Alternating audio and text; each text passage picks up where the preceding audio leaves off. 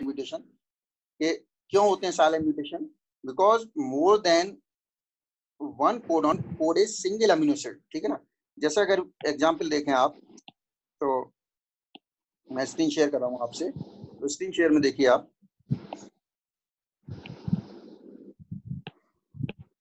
ये अभी मैंने टेबल आपको दिखा रहा हूँ सिर्फ, ठीक है ना। ये टेबल दिख रही है आपको न्यूक्लियोटाइड। अगर आप यहाँ देखें तो इसमें क्या है, ये जैसे आप देखिए सिस्टीन देखिए, है ना। आर्जिनाइन देखिए आप, आर्जिनाइन को कोड कौन कर रहा है? सीजीयू, सीजीसी, सीजीए और सीजीजी। मान लीजिए अगर इनमें कोई चेंज भी हो जाए, है ना, एक आध नाइट्रोजन बेस का भी चेंज आएगा, जैसे पहले सीजीयू का मतलब ही आर्जिनाइन है और सीजीसी का मतलब भी आर्जिनाइन है, यानी कोई म्यूटेशन हुआ जिसमें यू की जगह सी आ गया सपोज, तो यू की जगह अगर सी आ गया तो भी प्रोटीन में तो आर्जिनाइन ही बनेगा, चाहे कोडॉन सीजीसी रहे, चाहे कोडॉन आपका क्या रहे, सीजीयू रहे। क्लियर हो रहा है, समझे ना। जो आर्जिनाइन देखिए, आर्जिनाइन को 4 कोड कर रहा है, 4 कोड में ऊपर देखिए सीजीयू और सीजीसी दोनों आर्जिनाइन को कोड कर रहे हैं। मान ली एक व्यक्ति, सपोज मैं हूं, मेरे अंदर सीजीयू था, अब म्यूटेशन हुआ, यू की जगह क्या आ गया? सी आ गया, तो प्रैक्टिकली तो म्यूटेशन हुआ, लेकिन रिजल्ट या फिनोटाइप में क्यों नहीं आया? कि both the codon code arginine. जो म्यूटेशन के बाद भी जो कोडॉन आया है वो भी किसको कोड कर रहा है? वो भी आर्जिनाइन को ही कोड कर रहा है। इसलिए एक्चुअली प्रोटीन में या फिनोटाइप में सच म्यूटेशन आर नॉट विजिबल, सो इनको हम साइलेंट म्यूटेशन कहते हैं। और नेचुरली है, जब साइलेंट है इसका मतलब प्रोडक्ट में कोई भी प्रॉब्लम जनरेट नहीं होगी आउटपुट में। और साइलेंट म्यूटेशन होने का एक ही कारण है कि one codon one amino acid score bye more than one codon, जिसकी वजह से आपके साइलेंट म्यूटेशन होते हैं, ठीक है ना। अब एक और एग्जांपल मैं दिखा रहा हूं आपको, ये देखिए, जैसे आपने सिकल सेल एनीमिया देखा है सबने, ठीक है ना। सिकल सेल एनीमिया अगर याद रखें आप, ये सिकल सेल एनीमिया है। देखिए नॉर्मल सीक्वेंस क्या है? जीएजी है, और ए की जगह क्या हो गया? टी हो गया। विजिबल है सबको? सिर्फ म्यूटेशन की वजह से क्या हो गया कि ए नाइट्रोजन बेस की जगह क्या आ गया? एडेनिन की जगह थाइमिन आ गया, जो बगल में आप देख रहे हैं। जैसे ही एडेनिन की जगह थाइमिन आता है तो जो प्रोटीन बनना ही थी ग्लूटामेट, वो प्रोटीन उस ये जीएजी किसको कोड करता था? ग्लूटामेट को। और जीटीजी किसको कोड कर रहा है? वेलाइन को, ठीक है ना। तो जो प्रोटीन चेन बनना ही होगी इसकी शेप बनाने के लिए, वहां उस प्रोटीन चेन में एक नाइट्रोजन बेस की वजह से एक अमीनो एसिड का अंतर आ गया है। उसमें ग्लूटामेट की जगह क्या आ गया? वेलिनाइन हो गया ग्लूटाइन में। जब ग्लूटामेट की जगह वेलिनाइन हो गया तो आपकी इसकी जो प्रोटीन की शेप है, जो आरबीसी की शेप है, वो कैसी हो जाती है? रिजिड या सिकल शेप हो जाती है। नीचे देख रहे हैं आप, ऐसी आरबीसी, जो नॉर्मल आरबीसी आप देख रहे हैं और सिकल शेप्ड आरबीसी आप देख रहे हैं, ये RBC they are unable to bind haemoglobin. आप ये भी कह सकते हैं in sickle cell RBC haemoglobin is not present. और जब हीमोग्लोबिन होगा ही नहीं तो नेचुरल सी बात है क्या हो जाएगा? हीमोग्लोबिन नहीं है तो कॉमन सी बात ये हो गई कि आपका सच RBC are unable to carry oxygen, क्योंकि हीमोग्लोबिन के अंदर एक ही चीज है आपकी जो ऑक्सीजन को करते, आरबीसी के अंदर ऑक्सीजन को जो कैरी करती है वो हीमोग्लोबिन है। तो ऐसे लोग जिनमें सिकल सेल आरबीसी हो जाती हैं, आप जानते हैं उनको हम क्या कहते हैं? सिकल सेल एनीमिक कहते हैं। और एनीमिया का मतलब लॉस ऑफ ब्लड। अब लॉस ऑफ ब्लड के वो बहुत कारण होते हैं कि खून की कमी हो गई, मेरे कारण ढेर सारे, आयरन की कमी है बहुत, लेकिन ये सिकल सेल एनीमिया क्या है? एक्चुअली सिकल सेल एनीमिया एक जेनेटिक डिसऑर्डर है ना, जिसमें क्या करते हैं हम, जैसे ये म्यूटेशन में क्या हो रहा है सिकल सेल में, ये नॉर्मल एस रिप्रेजेंट कर रही है नॉर्मल आरबीसी को। एस का मतलब तो आरबीसी नॉर्मल है, और स्मॉल एस का मतलब आरबीसी सिकल शेप्ड है। तो ऐसे व्यक्ति में नॉर्मल आरबीसी बनेगी। और दूसरी पॉसिबिलिटी ये हो सकती है जिसमें सारी आरबीसी एबनॉर्मल हो गई, और जब सारी आरबीसी एबनॉर्मल हो गई तो क्या ये लाइफ सर्वाइव करेगी? ऐसा व्यक्ति पॉसिबल है जिसमें खून ही ना हो, क्या वो जिंदा रहेगा? No sir. तो ये कंडीशन एग्जिस्ट ही नहीं करती है। और इस कंडीशन को हम क्या कहते हैं? लीथल। यानी ऐसे बच्चे, अगर कॉम्बिनेशन ऐसा बनना है तो ऐसे बच्चों की डेथ यूटेरस में ही हो जाती है। और अब आप ये भी कह सकते हैं कि ये कॉम्बिनेशन बच्चे बनते ही क्यों हैं? भाई ये इनकी प्रीमेच्योर डेथ हो जाती है, जिसे हम अबॉर्शन कहते हैं, प्रीमेच्योर डेथ हो जाती है। ये बनते ही क्यों है? क्योंकि ब्लड की फॉर्मेशन कब होती है? हमारी बॉडी में ब्लड की फॉर्मेशन कब होती है? ह्यूमन बीइंग में सबसे पहले ब्लड कब बनता है? सर जो बेबी खुद फीटस में होता है। हाँ, फीटस में कब? 3rd मंथ के बाद। 3 मंथ के बाद बनता है। 3rd मंथ, पूरा 3.5 मंथ तो बन जाता है, ठीक है। अब इस वक्त, इससे पहले इसको, भाई अगर फीटस भी लाइफ सेल है और फीटस को भी ऑक्सीजन चाहिए, जब तक फीटस का खुद का ब्लड नहीं बनता तब तक ऑक्सीजन कैसे लेता है? वो डायरेक्ट मदर से ऑक्सीजन जा रही होती है उसकी बॉडी का, हर सेल को। और जैसे ही उसका ब्लड बन जाता है, उसके बाद मदर की जो आरबीसी हैं वो फीटस की आरबीसी को ऑक्सीजन ट्रांसफर करती हैं। दोनों तो समझ में आ रहा है? 3.5 मंथ तक ऑक्सीजन मदर से सीधे बच्चे को जा रही होती है, जबकि जैसे ही बच्चे का ब्लड बन जाता है, नहीं हीमोग्लोबिन आरबीसी बन जाती हैं, वैसे ही मदर के ब्लड से ऑक्सीजन आरबीसी किसको ट्रांसफर होती है? बच्चे के आरबीसी को ट्रांसफर होती है। और फिर बच्चे का आरबीसी का हीमोग्लोबिन पूरे उसके ब्लड में जाता है। इसीलिए हम कहते हैं कि जो एचबी है, हीमोग्लोबिन चाइल्ड का, फीटस का, और हीमोग्लोबिन एडल्ट का, इसमें ऑक्सीजन की एफिनिटी किसके लिए हायर होगी? सर फीटस मतलब बेबी की होती है। बेबी की हायर होगी। क्यों होगी? क्योंकि ये बेसिकली इससे ऑक्सीजन छीनता है। फीटस का हीमोग्लोबिन मदर के हीमोग्लोबिन से ऑक्सीजन को खींचता है, छीनता है। इसीलिए क्या है, अगर ऑक्सीजन अवेलेबल है तो मदर के पास जो ऑक्सीजन होती है इसकी, तो मदर अपने ऑक्सीजन किसको देती है? फीटस के हीमोग्लोबिन को दे देती है। और फिर फीटस के हीमोग्लोबिन अटैच होकर पूरी बॉडी में ट्रांसफर होता है। ये कब है? जब ब्लड बन जाता है। और ब्लड बनने से पहले डायरेक्ट काम चलता है। जब ब्लड बनेगा तभी तो ये एसएस कंडीशन रिफ्लेक्ट करेगी, जब हीमोग्लोबिन बनेगा। यानी अगर सिकल सेल्ड हैं बच्चे, जो ये कॉम्बिनेशन बनना है, तो इनकी डेथ बिफोर बर्थ ही हो जाएगी, यानी कि यूटेरस में हो जाएगी, यानी कि फीटस के रूप में हो जाएगी, ठीक है ना। तो ये एनवायरमेंट में या पॉपुलेशन में दिखते ही नहीं है, ये वाले कॉम्बिनेशन पॉपुलेशन में होते ही नहीं है। तो नॉर्मली क्या होता है? सिकल सेल एनीमिया जब ये होती नहीं तो बीमारी किस बात की? सिकल सेल एनीमिया तो बीमारी, एक डिसऑर्डर है, वो जब होगा जब आप जिंदा होगे, और जिंदा ही नहीं तो बीमारी किस बात की? तो ये कॉम्बिनेशन तो आपका बनता ही नहीं है। इसीलिए हम इसको एक और नाम देते हैं, क्या कहते हैं इस कॉम्बिनेशन को? देखिए, सिकल सेल एनीमिया का एग्जांपल आप जर्नलिस्ट में 10वीं जगह कोड करते हैं, तो कई चीजें समझाती है। इसे क्या कहते हैं इस कॉम्बिनेशन को? लीथल। जब आपसे लीथल जीन पूछा जाता है तब भी आप इसको एक्सप्लेन करते हैं, क्योंकि ये combination small S S combination is a lethal combination. Lethal का मतलब डेथ, यानी ये कॉम्बिनेशन सर्वाइव करता ही नहीं है, ठीक है ना। तो अगर हम इसको ले गए हैं तो नेचुरली पॉपुलेशन में क्या होंगे? ये सिकल सेल पर्सन है और ये सिकल सेल पर्सन है, यानी एक फीमेल, ये ऑटोसोम पे होती है, ध्यान रखिए, इसका मेल फीमेल से कोई मतलब नहीं है। जो हीमोग्लोबिन बनाने वाली जीन है इसको, वो ऑटोसोम पे पाई जाती है। 2 लोग ऐसे हैं जिनमें हेटेरोजाइगस कंडीशन है, इन व्यक्ति को हम सिकल सेल कहते हैं। क्यों? इनमें क्रोमोसोम जो है, 2 क्रोमोसोम होंगे, एक क्रोमोसोम पे कंडीशन ये है और दूसरे क्रोमोसोम पे ये है, यानी इनकी 50% आरबीसी नॉर्मल है और 50% आरबीसी सिकल सेप्ड है। ये तो नॉर्मल आरबीसी है और ये सिकल सेप्ड आरबीसी है। ये ऑक्सीजन को कैरी नहीं करती क्योंकि हीमोग्लोबिन नहीं होता, इनमें ऑक्सीजन कैरी होती है। तो नॉर्मली पता कैसे लगता? अच्छा, मैंने पते से मुझे याद आया, एक मैंने आपको शेयर किया था, इतनी चीजें हो सकती हैं या नहीं हो सकती। तो ये सिकल सेल एनीमिया ले लिए, या ऐसे जितने भी सिंगल जीन डिसऑर्डर हैं, वो सारे के सारे सिंगल जीन डिसऑर्डर किसका रिजल्ट होते हैं? म्यूटेशन का रिजल्ट होते हैं। और जितना भी नंबर ऑफ क्रोमोसोम में चेंजेस आए वो म्यूटेशन का रिजल्ट नहीं होते हैं, वो किसका रिजल्ट है? जितने सिंड्रोम हैं वो किसकी वजह से होते हैं? Sir chromosome एब्रेविएशन।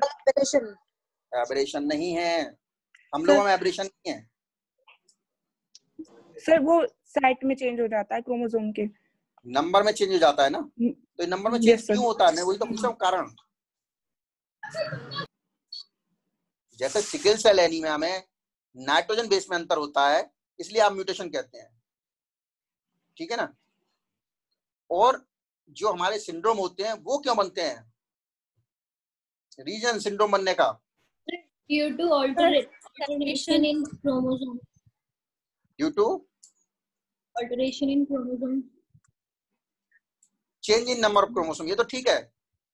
ऑल्टरनेशन का मतलब क्या होता है कि ए का टुकड़ा बी पे लग गया, बी का टुकड़ा सी पे लग गया, ये चीजें होती हैं। तो चेंज और एक क्रोमोसोम सिंड्रोम है क्राइडी-चैट सिंड्रोम, जिसमें ऑल्टरनेशन होता है, यानी कि फोर्थ का टुकड़ा फिफ्थ पे चला जाता है। बाकी सिंड्रोम में 45 हमारे जो 40 क्रोमोसोम नंबर है, या तो 45 हो जाता है या 46 हो जाता है, 45, 44, 47, 48 नहीं चेंज इन नंबर। पर ये चेंज इन नंबर क्यों होता है, मैं पूछ रहा हूँ।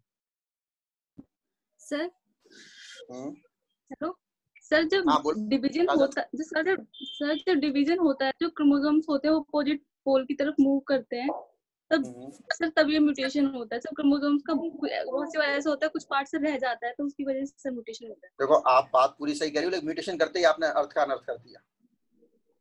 यहाँ म्यूटेशन तो है ही नहीं। सॉरी सर वो क्रोमोसोम्स मतलब जा नहीं पाते या सही से डिवीजन नहीं हो पाता था सर, उसकी वजह से होता है। क्रोमोसोम सेपरेशन सही से नहीं हो पाता। इस प्रक्रिया को बिल्कुल इसको कहते क्या है technically? Sir disjunction. Yes, very good. Normally क्या होता है जब क्रोमोसोम बढ़ते हैं, जैसे ये होता है अपोजिट पोल है, मान लीजिए दो वाली अब इससे माइटोसिस हुई, गैमीट बने, तो दो इधर चले जाएंगे और दो इधर आ गए। कभी कभी क्या होता है ये सेंट्रोमियर डिवाइड नहीं हो पाता, और ये खींचता कौन है? माइक्रोट्यूब्यूल।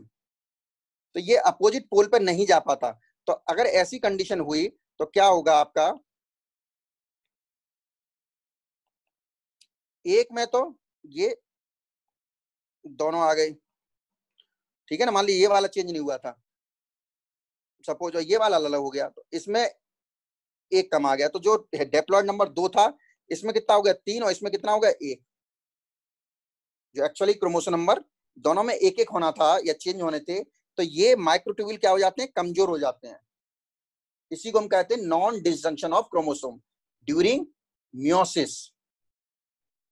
मियोसिस के दौरान क्रोमोसोम सेपरेट नहीं हो पाते, जिसकी वजह से आपके सिंड्रोम बनते हैं हमारे सारे के सारे। और मियोसिस यस बोलो ज्योति। सर ये कमजोर किसकी वजह से होते हैं? देखिए ये तो बता रहा था। हाँ बताओ, गुड। किसने बोला है? सर ज्योति। नहीं, आंसर किसने दिया था? ज्योति ने सवाल उठाया था, आंसर किसने दिया था? बोलो। सर टाइमिंग ज्यादा होने की मतलब एज के ऊपर भी डिपेंड करता है कि अगर मदर 35 प्लस होगी तो ये कमजोर हो जाते हैं, जिससे कि सेपरेशन सही से। एक तो मेन फैक्टर एज है। Age of what? Female. In case of human being, और ह्यूमन में सिंड्रोम हम बात करते हैं, बर्ड चिड़िया में तो हम करते नहीं है, बर्ड्स में। तो यहाँ क्या होता है? एज का फैक्टर क्या होता है?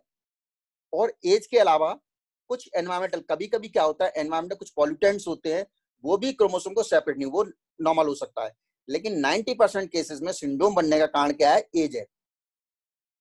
अब एज क्यों है? जो मेल और फीमेल फीटस होते हैं, इनका बेसिक अंतर क्या होता है? मेल फीटस में स्पर्म क्या बनते हैं? मैच्योरेशन एज यानी 13-14 साल पे जाके बनना स्टार्ट होते हैं। लेकिन जो फीमेल फीटस होता है, उसके 3.5 मंथ पे जैसे ही ओवरी बन जाती है, उसमें oogenesis स्टार्ट हो जाती है, ठीक है ना।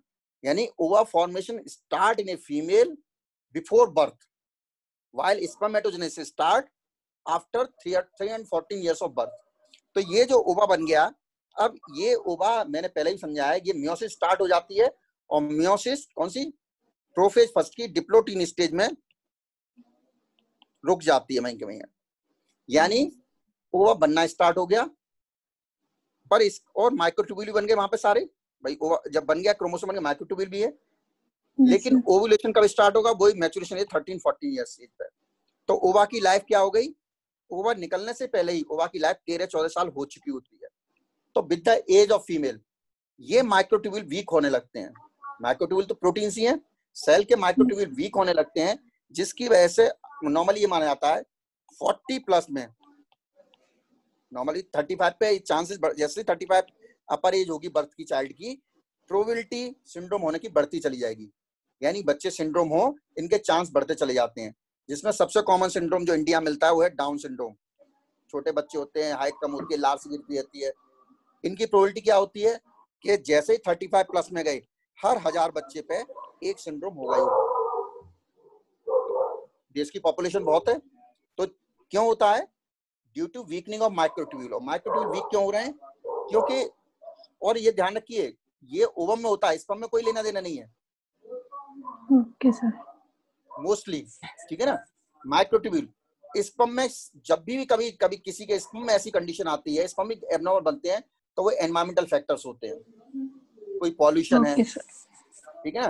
कई बार जो आपका जो सिगरेट के अंदर क्या होता है, कौन सा कार्सिनोजन होता है सिगरेट में? निकोटिन। निकोटिन का एक पर्टिकुलर टाइप होता है। ये निकोटिन भी रेस्पॉन्सिबल है, इस माइक्रोट्यूब्यूल को अटैक करता है। तो बहुत से लोग ऐसे होते हैं जो निकोटिन ज्यादा लेते हैं, तो उनके स्पर्मेटोजेनेसिस में स्पर्म में क्या होता है, माइक्रोट्यूब्यूल की वजह से वहां भी एब्नॉर्मल स्पर्म बन जाते हैं। यानी कंडीशन कोई भी हो, अगर एब्नॉर्मल गैमीट बनेंगे तो ये सिंड्रोम बनेंगे। इसीलिए सिंड्रोम उसी जनरेशन पर रह जाते हैं, अगली जनरेशन पर कैरी नहीं करते हैं, क्योंकि वो तो, लेकिन म्यूटेशन पीढ़ी दर पीढ़ी पास ऑन होते हैं। ठीक है, यहाँ तक क्लियर हो गया।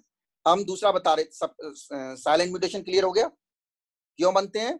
Because one amino acid code by more than one codon, one protein, ठीक है ना।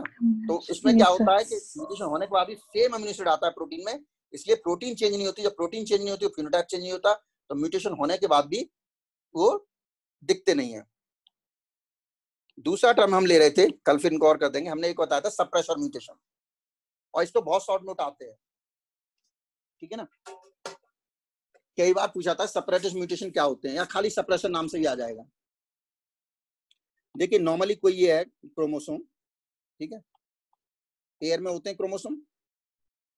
ये वाइल्ड, जो भी नॉर्मल सबसे पहले स्पीसीज के क्रोमोसोम बनेंगे उसे हम क्या कहते हैं? वाइल्ड कहते हैं, वाइल्ड वैरायटी कहते हैं। जैसे ह्यूमन जीनोम, ह्यूमन के क्रोमोसोम वाइल्ड कहां होंगे? अगर हमें वाइल्ड जीनोम चाहिए अपना, तो कहां से मिलेगा? एंसेस्टर से। एंसेस्टर अब कहां रखे हैं भाई? एंसेस्टर पहली बात उनकी, वो तो स्पीसीज ही अलग हो गई। हम तो होमो सैपियन की बात कर रहे हैं ना सर। एप वगैरह से किससे? एप, उनकी वो तो स्पीसीज ही अलग हो गई, जीनस भी अलग हुई वहां। तो हम तो होमो सैपियन की बात कर रहे हैं, म्यूटेशन तो एक ही स्पीसीज में बात करोगे ना। Yes sir. तो सर अपने जो मतलब जो हमारे पूर्वज हैं उनसे ग्रैंडफादर वगैरह, वो अब मतलब देखिए नॉर्मली क्या होता है, म्यूटेशन करने का एक कारण हमारा क्या है? एनवायरमेंटल फैक्टर बहुत बड़ा है। जब से हम एनवायरमेंट के टच में आए, इसलिए जेनेटिक डिसऑर्डर बहुत बड़े हैं। सैकड़ों प्रकार की बीमारियां जेनेटिक्स में ली हैं। अब ये हमें कैसे पता लगा कि सिकल सेल एनीमिया जो भी कोड दिखाया था कि जी की जगह टी आ गया यहाँ पर, अभी हमने देखा था सिकल सेल एनीमिया में। अब मुझे कैसे पता यहाँ पहले जी था, ठीक है ना। या ऐसे बहुत से अननोन बीमारियां आती हैं। तो जितने हमारी ट्राइब्स होते हैं, सुरुल ट्राइब जानते हैं आप? सुरुल ट्राइब एक कैटेगरी ऑफ ह्यूमन बीइंग होती है, और ये जनरली सब जगह होती है। ये क्या होते हैं? ऐसे लोग होते हैं जो डेवलपमेंट से, ग्रोथ से दूर हैं, नेचुरल एनवायरनमेंट में रहते हैं। और जब ये नेचुरल एनवायरनमेंट में रहते हैं तो इनमें म्यूटेशन नहीं होते हैं। इसीलिए इनका डीएनए, या आप कहते हैं जैसे बहुत बार कहते हैं लोग को 5-5, 10-10 लोग हैं, क्यों नहीं गवर्नमेंट उन्हें ध्यान नहीं देती है, छोड़ देती है अपने आप। गवर्नमेंट क्यों ऐसे लोगों को बचाती है? जैसे थारू वगैरह बहुत सी जनजातियां गवर्नमेंट इसलिए बचाती है कि जीनोटाइप हमारे पास प्योर जीनोटाइप अवेलेबल है।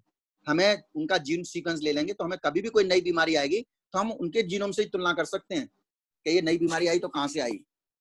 नॉर्मली हम पे नहीं होता है। तो जो ट्राइब्स होते हैं वो हमारे, और नेचुरली म्यूटेशन का इंसानों में सबसे बड़ा कारण क्या है? तमाम प्रकार के जो केमिकल हम लोग लेते हैं लाइफ में, यानी जितना हम इवोल्यूशन के टच में आए, वो ग्रोथ के टच में आए, उतना ही हमें म्यूटेशन होते चले गए, उतना ही हमें बीमारियां होती चली गई। नॉर्मली म्यूटेशन एक पॉजिटिव टर्म था, नई स्पीसीज बनाना, लेकिन इंसानों के टर्म में देखें तो म्यूटेशन एक घातक टर्म है जो तमाम प्रकार की बीमारियों के लिए रेस्पॉन्सिबल है। बहुत से कैंसर म्यूटेशन की वजह से हो जाते हैं। एनीवे सप्रेशन म्यूटेशन की बात कर रहे थे। तो वाइल्ड वैरायटी हमारी किस में होती है सर? ट्राइब्स में होती हैं, या जब भी पहली स्पीसीज बनी होगी, स्पीसीज के पहले ऑर्गेनिज्म आए होंगे उन्हें हम वाइल्ड कहते हैं। मान ली सपोज यहाँ एक जीन थी जो डोमिनेंट होती है, शुरुआत में सदैव ये डोमिनेंट थी, ठीक है, और इस ये क्या थी एक्चुअली, एक रेड ही मान लो, चलो हम उसी मान लें, यानी इस जीन से एक प्रोटीन बनती है जो रेड कलर बनाती है, ठीक है। इसमें चेंज हुआ, एक म्यूटेंट बना, यानी ये प्रोटीन, ये वाला हिस्सा खराब हो गया, और ये वाली कंडीशन क्या दी, ये वाइल्ड है, ये म्यूटेंट है। अब क्या है, इससे तो प्रोटीन बन रही थी जिससे रेड कलर हो रहा था, और इसमें ये जीन खराब हो गई म्यूटेशन की वजह से, अब इसमें रेड कलर नहीं बनता है, जिसे हम व्हाइट कह देते हैं। यही तो हुआ। ये जो म्यूटेंट है, नॉर्मली ये म्यूटेशन फॉरवर्ड डायरेक्शन में होते हैं, आगे की तरफ होते रहते हैं। अब इसमें भी कोई चेंज होगा, कुछ और नया बन जाएगा, रेड का कोई पर्पल कलर, कुछ और भी आ सकता है। लेकिन हुआ, अब दो पॉसिबिलिटी है इसमें कि बैकवर्ड म्यूटेशन, यानी पीछे की तरफ हो जाए, यानी कि इसमें आर बना, ये दोबारा प्रोटीन बनाने लगे। दो पॉसिबिलिटी क्या है इसकी, एक तो ये है कि वापस ऐसा म्यूटेशन, यानी कि मान ली सपोज यहाँ जी था, यहाँ यू की जगह क्या आ गया, टी आ गया, तो वापस ऐसा हो कि टी की जगह दोबारा क्या आ जाए, इसमें यू आ जाए, तो अगेन यही चीज बन जाएगी। तो एक कंडीशन तो ये हो सकती है कि सेम प्लेस पे म्यूटेशन हो जाए, तो अगेन म्यूटेंट से क्या बन जाएगी, वाइल्ड बन जाएगी। क्लियर समझ में आ रहा है ना ज्योति, समझ रहे हो? Yes sir. है ना, ये कंडीशन हो सकती है, चांस बहुत कम है इसके, रेयर चांस है, लेकिन ये हो सकता है कि सेम प्लेस पे चेंज आ जाए, और जिसकी वजह से क्या हो, जो टी बनी थी, यू की जगह टी आई थी, तब ये आर बन गई, अब टी की जगह दोबारा यू आ जाए तो वापस ऐसी बन जाएगी, वाइल्ड वैरायटी बन जाएगी। तो ये तो सेम प्लेस पे हो गया, यानी पुराना ऐसा हो गया, कोई दिक्कत नहीं है। लेकिन दूसरी चीज, ये एक और तरीका ये हो सकता है कि आर का म्यूटेशन अब बना रहे, एक नया म्यूटेशन हो जाए कहीं है जो जी हो, अब वो ऐसी प्रोटीन बनाता हो जो उससे रेड कलर हो जाए। क्लियर समझ आ रही ना? अनदर म्यूटेशन, तो दोनों ही फिनोटाइप में क्या है, ये भी रेड दिख रहा है हमारा, और ये भी रेड दिख रहा है। अंतर क्या है, अंतर ये है कि नेक्स्ट वाले में, सेकंड वन, इसमें सेकंड में क्या हुआ है, ये न्यू म्यूटेशन अगर at a another place which suppress the effect of old mutation, इस नए म्यूटेशन ने इसके प्रभाव को दबा दिया। क्लियर हो रहा है मनीषा भाई? ये तो कोई दिक्कत नहीं है, वाइल्ड जैसा था वैसा ही हो गया, लेकिन एक पॉसिबिलिटी ये भी होती है कि एक म्यूटेशन दूसरे प्लेस पर नया म्यूटेशन हो जाए, वो पुराने म्यूटेशन के प्रभाव को खत्म कर दे। यानी ये जो नया म्यूटेशन हुआ है, इसने, ये प्रोटीन तो एग्जिस्ट कर रहा है, ये तो इसमें रेड नहीं बन रही थी इसलिए व्हाइट बन जा रहा था, लेकिन एक नया म्यूटेशन हुआ जिससे वो रेड बनाने वाली प्रोटीन बनने लगी, दोबारा प्लांट रेड होने लगा। तो पुराना प्लेस तो वैसा का वैसा ही रहा, लेकिन नए प्लेस पे बना। तो a mutation which occur at a different place and suppress the effect of old mutation is called suppression mutation. Clear हुआ? म्यूटेशन हुआ है लेकिन वो नए प्लेस पे हो गया, तो फिनोटाइप वैसा ही हो गया। तो अगर फिनोटाइप वैसा ही हो जाता है तो हम उसको क्या कहते हैं, सप्रेशन म्यूटेशन। ठीक है ना? तो इस चीज को सप्रेशन म्यूटेशन, साइलेंट म्यूटेशन हो गया, सब बहुत से म्यूटेशन के प्रकार हैं।